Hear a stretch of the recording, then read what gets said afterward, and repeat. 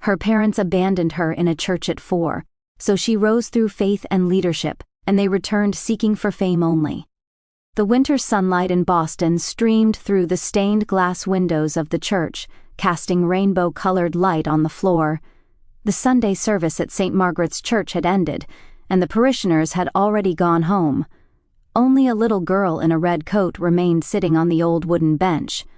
4-year-old Grace Hudson looked up at her mother with large brown eyes filled with anxiety. Her mother, Elizabeth, smiled gently and touched Grace's cheek. "Stay here. God will surely help you." Elizabeth's voice was soft, but there was something strange about it.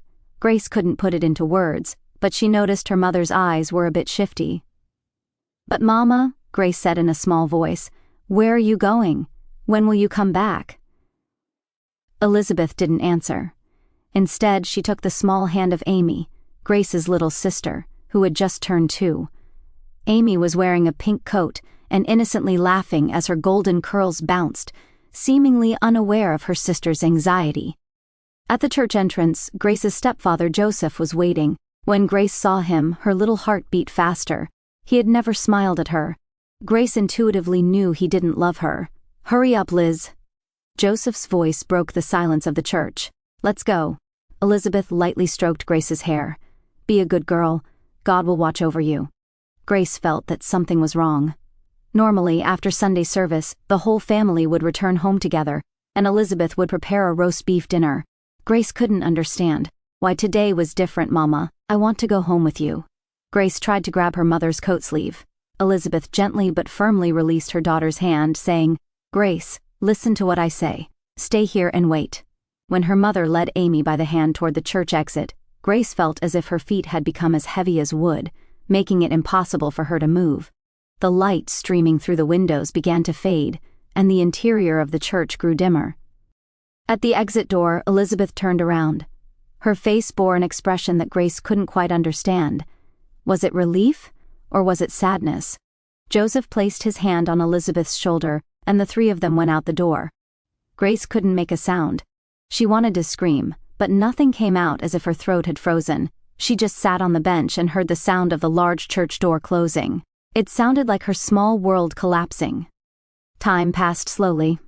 Only the sound of the big church clock's hands moving broke the silence.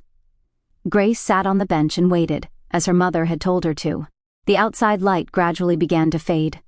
Eventually, Martha Jenkins, the church caretaker, came in. She had come to clean the floor but was surprised to find a little girl sitting alone. "Oh, my dear, why are you here?" Martha asked kindly. Grace remained silent, still staring at the door. "Mama said she'd come back," she finally said in a small voice. Martha looked around worriedly. "Where is your mama?" "Mama and Papa and Amy left, but they said they'd be back soon." A look of concern crossed Martha's face. She immediately contacted Reverend Thomas. The elderly pastor with warm eyes hurried over and sat next to Grace. "Hello, little miss. What's your name?" "Grace Hudson," she answered softly. Reverend Thomas smiled kindly, but worry was visible in his eyes. "Grace, didn't your mother and father tell you where they were going?" Grace shook her head. "Mama said, 'God will surely help you.'" Reverend Thomas and Martha exchanged glances. They called the police. When the officers arrived at the church, they gently questioned Grace. They asked for her parents, names, address, and how long ago they had left. By nightfall, Grace was still sitting on the church bench. Now a female police officer sat beside her, draping a blanket over her small shoulders. The police had gone to her home, but the Hudson family had vanished. Most of the furniture remained, but clothing and personal belongings had been neatly packed away. It appeared to be a planned departure. Grace's brown eyes were moist with tears, but she didn't cry. She believed her mother's words and continued to wait that God would help her. And indeed, God did not abandon her. That night, Reverend Thomas took her to a small room in the church and provided her with a warm meal and a safe place. He spoke to her. "God has led you here, Grace, and we will take care of you." From that day on, Grace lived in the church. Her parents and sister never returned. This event left a deep wound in her small heart. For the first few weeks, she stood by the window every morning, waiting for her parents and sister to come for her. But as the seasons changed, the snow melted, and spring flowers began to bloom, there was no sign of the Hudson family. Reverend Thomas and his wife Esther welcomed Grace into their home. They had no children of their own and began legal proceedings to adopt this little girl. The police investigation continued, but no trace of Elizabeth and Joseph Hudson could be found. They had crossed state lines and probably changed their names. Why did they leave me behind? Grace asked herself repeatedly at night, alone in her bed. It was something her young heart couldn't understand. But during the day, she began to find comfort in Reverend Thomas's teachings. God never abandons us.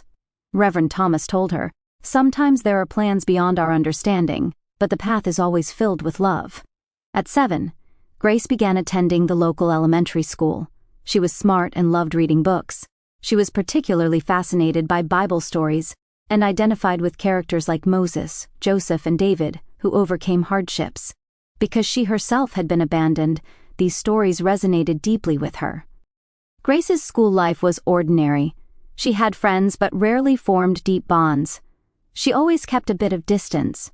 She was afraid of trusting someone and being betrayed again. But at church, it was different. In Sunday school, she was lively and enthusiastically taught Bible stories to younger children. On her 12th birthday, Reverend Thomas gave her a special Bible. "You have a special gift, Grace," he said. "Your words have the power to move people's hearts." Around that time, Grace began keeping a journal. She wrote about her thoughts and faith. Sometimes she wrote something like letters to Amy. What kind of child would Amy be now? Would she like Bible stories too? Grace became a notable presence at school. She won debate competitions and became a leader in the church youth group. People always gathered around her, listening to her words and ideas, but sometimes at night she was haunted by nightmares. In those dreams, her mother's smiling face and the image of her family walking away from the church appeared repeatedly.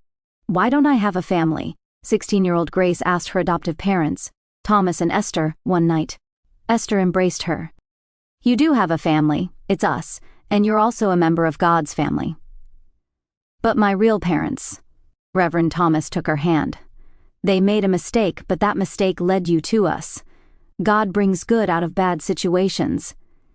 Grace was comforted by these words. She learned to accept her past and look toward the future.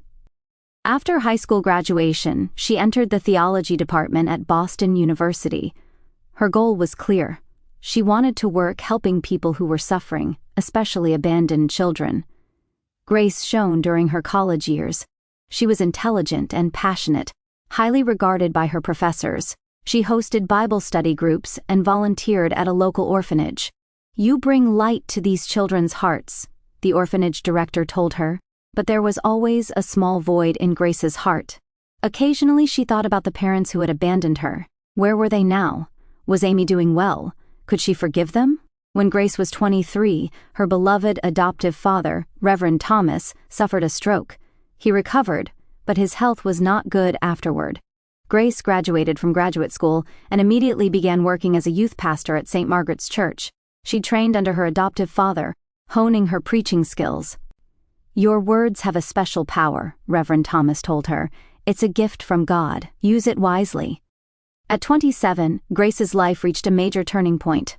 Reverend Thomas passed away peacefully. Esther grieved but rejoiced that her husband had gone to heaven. Hundreds of people gathered at the funeral to honor his life. On the night of the funeral, Grace sat alone in the church sanctuary, on the same bench where 23 years earlier she had been abandoned by her mother at the age of 4. She prayed quietly. "God, what should I do?" At that moment, she felt as if she had received a clear vision. She realized what her mission was. The next morning, Grace told Esther her plan. "I'm going to start a new church. I'll call it Church of the Light of Hope. It will be a place for people who have been abandoned, for people who are hurt." Esther supported her decision. "Thomas would be proud of you." Grace rented a small warehouse and began her first service. At first, it was a gathering of about 20 people, but gradually people were drawn to her passionate preaching and warm hospitality. Her message was simple: you are never alone. No matter how deep the darkness, the light of hope is always guiding you. Grace's church grew rapidly. 3 years later, they moved to a larger building, and 5 years after that, it became an organization with branches across the United States. Her sermons were broadcast on television, and her book Hope for the Abandoned became a bestseller. At 34, Grace had become one of the most influential religious leaders in America. Though successful on the surface, Grace always had a small wound deep in her heart. She had never publicly shared her past. Her profile simply stated that she was the adopted daughter of Reverend Thomas and Esther Smith. She had transformed that wound into a power to heal others. Esther watched over her success and was always supportive. "You are fulfilling a special mission," she told Grace. "The day Thomas and I found you was part of God's plan." Grace believed this. She had overcome the pain of her past and transformed it into a power to help many people. Because she knew the pain of being abandoned, she had words that could reach the hearts of people with the same pain. The large sanctuary of the Church of the Light of Hope was always overflowing with people on Sunday mornings. This day was no exception, with more than 2,000 believers gathered, eagerly awaiting Grace Hudson's sermon. On the walls of the sanctuary, the words, "Let there be light for the abandoned," were prominently displayed. That was the core of Grace's teaching and her own life philosophy. "Thank you all for joining us this morning." Grace's voice was soft, yet resonated throughout the sanctuary. She was now 34, but her face had a youthfulness and, at the same time, the deep wisdom of an old soul. Her long chestnut hair curled elegantly at her shoulders, and her deep brown eyes reflected both warmth and strength. Grace's sermons always focused on acceptance and healing, but on this day there was a special resonance in her voice, as if something within her was being stirred. In life, there are sometimes partings we cannot understand. When loved ones leave, we ask why. But sometimes, those partings bring new encounters. Grace slowly descended from the pulpit and began walking among the congregation. She always preferred to speak at the same eye level as her audience. "I tell you all, don't be trapped by the pain of the past. Overcome it and find a new light. If someone has abandoned you, perhaps God is showing you a new path." Her words resonated with many people's hearts. Some wept, some nodded, some offered prayers. Grace's sermons had a mysterious power to move people. It wasn't just eloquence, but the power of truth born from her own experience. When the sermon ended, the congregation stood and applauded. Her message had touched many hearts. The words of her adoptive father, Reverend Thomas, came back to her. God brings good out of bad situations. Grace smiled toward Amy. Her life had traced a strange circle. The girl abandoned in a church had now become someone who gave hope to many people and found a new bond with her long-lost sister. The words she had heard on that church bench when she was 4 years old had in the end proven true. God will surely help you. Those words had been realized in ways she could never have imagined. After the service ended and believers began heading home one after another, Grace exchanged words with many people. Those seeking encouragement, those seeking advice, those simply wanting to express gratitude. She sincerely addressed each one. Mary Johnson, Grace's secretary, who had been a supporter since Grace started her church, approached her. "There are visitors who would like to see you." Grace smiled. "Many people come on Sundays. Who is it?" Mary showed a slightly confused expression. "They say they are special visitors." "Family, they say?" Grace's smile froze. "Family, yes. They said their names are Hudson, Elizabeth and Joseph Hudson, and their daughter Amy." Grace's heart began to beat rapidly. Memories she had long sealed away suddenly resurfaced. The red coat, the church bench, her mother's last words. "God will surely help you." "Where are they?" Her voice trembled. "I've shown them to the small conference room. Would you like to meet them?" Grace took a deep breath. The people who had abandoned her nearly 30 years ago were now here. Why now? Why here? Various emotions swirled within her. Anger, fear, curiosity, and a strange sense of anticipation. "Yes, I'll meet them," she finally answered. The short hallway to the small conference room felt like an eternity to Grace. She walked toward the door, listening to her own heartbeat.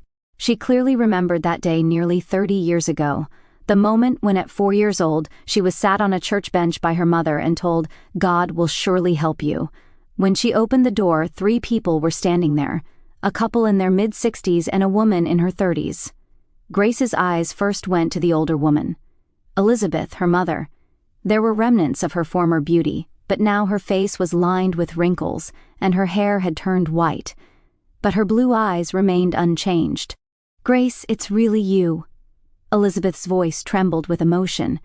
Grace couldn't speak. She just stood there staring at the people in front of her. Next to her was a tall man, Joseph.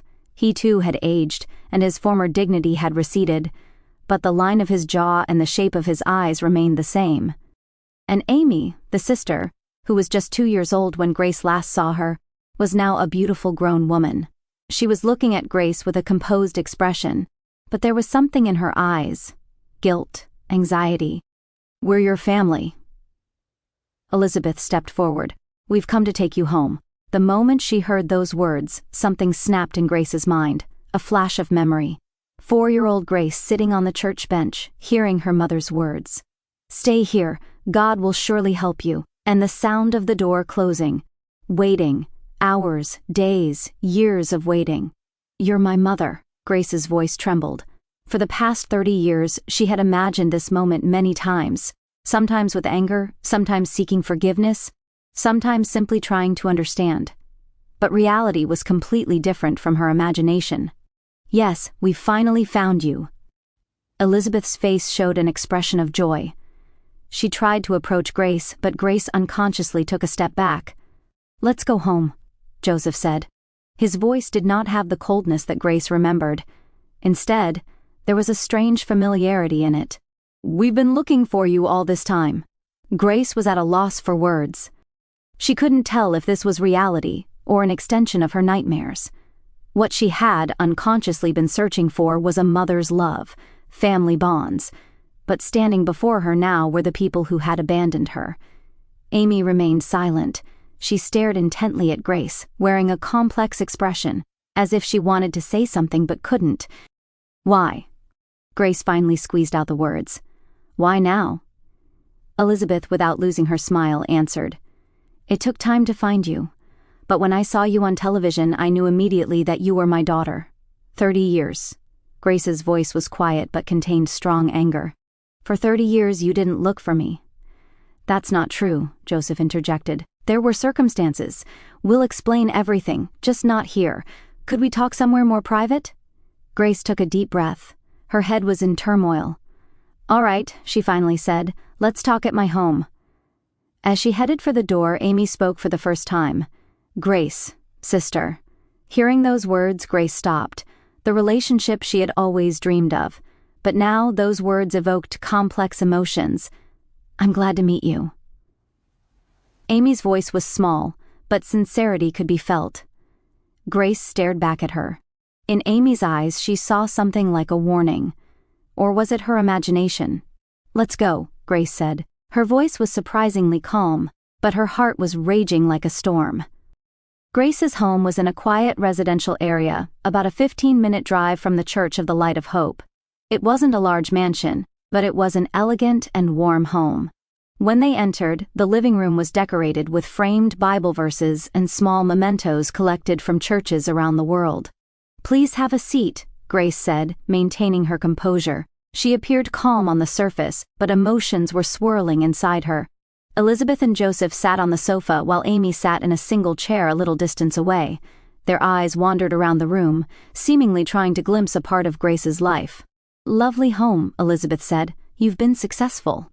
Grace sat in a chair opposite them and answered, choosing her words carefully. "It's thanks to God's guidance." An awkward silence flowed. Where should they begin to fill a 30-year gap? Grace suppressed her emotions and asked in a tone as if approaching a business meeting, "Why did you come looking for me now?" Elizabeth and Joseph exchanged glances. Elizabeth opened her mouth. "We've been looking for you all along. When we returned to the church that day, you were gone." Grace narrowed her eyes, returned. "Didn't you leave me behind?" "No," Elizabeth emotionally denied. "It was a sad misunderstanding. We had to take Amy to the hospital urgently. She suddenly developed a high fever. I'm sure I told you. Wait here, we'll be right back." Grace traced the memory in her head. Her mother's words were, "God will surely help you." Nothing was said about the hospital. "And when we came back, you were gone," Joseph continued. We reported it to the police, but no one could find you. Grace calmly said, "The police did find me. They also visited your home, but you had moved. All personal belongings had been packed away." Elizabeth's face changed color. Well, we were in financial trouble," Joseph quickly said. "We had to flee from creditors. But we've been looking for you all along." Grace felt something was off about their story. There were too many contradictions. For 30 years, she quietly asked, "Why didn't you contact me until you saw me on television?" "We had changed our names," Elizabeth hastily explained. "It was difficult to find you." Amy remained silent, looking out the window. There was something odd about her attitude, as if she didn't want to participate in this conversation. Grace stepped into the kitchen momentarily to get cold drinks. While taking lemonade from the refrigerator, she took a deep breath. Many questions were swirling in her head. Was their story true? If it was a lie, why had they come looking for her now? When she returned to the living room, Elizabeth and Joseph were discussing something in low voices. As she approached, the two suddenly stopped their conversation. "Here's some lemonade." Grace placed the tray down. "Thank you, dear." Elizabeth's voice suddenly contained familiarity. "Your church is truly wonderful. You have thousands of followers." "Yes," Grace answered, "we have branches across the country." "Quite a success," Joseph said. There was a calculating light in his eyes. "You must be financially blessed as well." At that moment, doubt intensified in Grace's heart. Was their interest not in her herself but in her success? "May I use your bathroom?" Amy spoke up for the first time. "Down the hall to the left," Grace answered. As Amy stood up, Elizabeth continued talking. "We can be together as a family again. We need you, Grace." As Amy left the living room, Grace listened to her footsteps heading toward the bathroom. However, the footsteps stopped midway and then headed toward her private room. Grace stood up saying, "Excuse me for a moment," and followed Amy. When she opened the door to her study, Amy was standing in front of her desk. "What are you doing?" Grace asked. Amy turned around and looked at her with serious eyes. "I need to talk to you. Just the two of us." Grace, though confused, closed the door. "About what?" "Don't believe what they say." Amy's voice was low and urgent. "They abandoned you. Intentionally." Grace's heart began to race. "What do you mean?" "They're after your fame and money," Amy said hastily. "Your mother's child from her previous husband, so father always disliked you." Grace gasped. "Previous husband?" "Yes. Mother was widowed from her first husband and remarried Joseph when you were 2. He wasn't keen on raising you as his own child. When I was born, they planned to leave you at the church." Grace almost collapsed into a chair. This was a completely different truth from what she had thought all her life. She wasn't her stepfather's biological child. "How do you know?" she finally managed to say. "I've always wanted to know about my sister." Tears welled up in Amy's eyes. "Since I was little, I've heard mother and father say they abandoned my sister. At first they said you were adopted, but later they told me the truth." Amy continued, "I've lived with guilt, thinking you were abandoned because I was born." Grace was at a loss for words. In her mind, pieces of the past were coming together one by one. "They started looking for you 1 year ago." Amy continued in a low voice. "When they saw you on television, they thought they could make money. They're in debt and thought if they claimed to be your daughter, they could get something." Rather than anger, Grace felt a strange sense of liberation. Finally, there was an answer to years of questions. "Why are you telling me this?" Grace asked. Amy's eyes held sincere emotion. "Because I don't want to be part of their plan." And she choked on her words. "I wanted to meet you as a real sister." There was a knock at the door.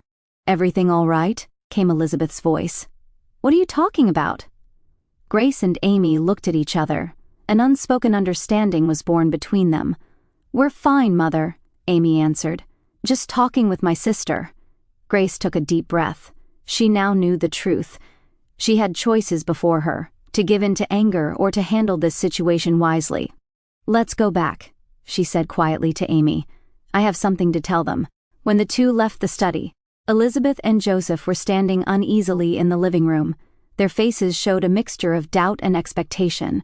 Grace calmly said, "Please sit down. We need to talk."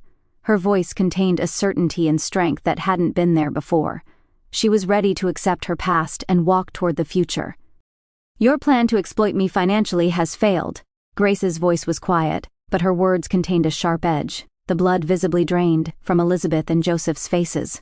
"What are you saying?" Elizabeth tried to feign innocence, but her eyes couldn't hide her fear. "Amy told me the truth," Grace said. "You abandoned me intentionally, and now you're trying to benefit from my success." "Amy!" Joseph showed his anger. "What did you say?" Though trembling, Amy stood beside her sister. "Let's stop the lies. I owe Grace the truth." Grace quietly said to them, "I could sue you for attempted fraud, but I won't." Elizabeth and Joseph showed surprised expressions. They had probably expected an explosion of anger or threats of legal action. "Why?" Joseph asked suspiciously. "My teaching is about forgiveness and healing," Grace answered. "I must practice it myself, but this is your final warning. Don't ever appear before me again." Elizabeth began to cry. Grace didn't know if they were real tears or acting, but it no longer mattered. She was free from her past. "Please leave," Grace pointed to the door. Elizabeth and Joseph, without the strength to resist any further, silently stood up. Grace calmly watched them leave her home. Amy hesitated a little, then approached Grace. "Should I go too?" Her voice was filled with anxiety. Grace looked at her. In Amy's eyes, she saw genuine regret and hope. "That's your choice. I want to build a relationship with you," Amy said. "As sisters, but if you need time, I understand." Grace nodded gently. "It will take time, but let's stay in touch." 3 months later, Grace began a new sermon series, What is True Family? For the first time, she publicly shared her experience being left at a church at 4 years old, being raised by Reverend Thomas and his wife, and the roots she had recently discovered. Family is not just about blood ties. She addressed the congregation. Family is the people who support each other, love each other, and sometimes tell each other hard truths. At the back of the venue was Amy. She had now begun working as a volunteer at the Church of the Light of Hope. Their relationship was complex, but they were gradually building a sisterly bond. When Grace finished her sermon, the congregation stood and applauded. Her words had resonated with many people's hearts. The words of her adoptive father, Reverend Thomas, came back to her now. "God brings good out of bad situations." Grace smiled toward Amy. Her life had traced a strange circle. The girl abandoned in a church had now become someone who gave hope to many people and had found a new bond with her long-lost sister. The words she had heard on that church bench when she was 4 years old had in the end proven true. "God will surely help you." Those words had been realized in ways she could never have imagined.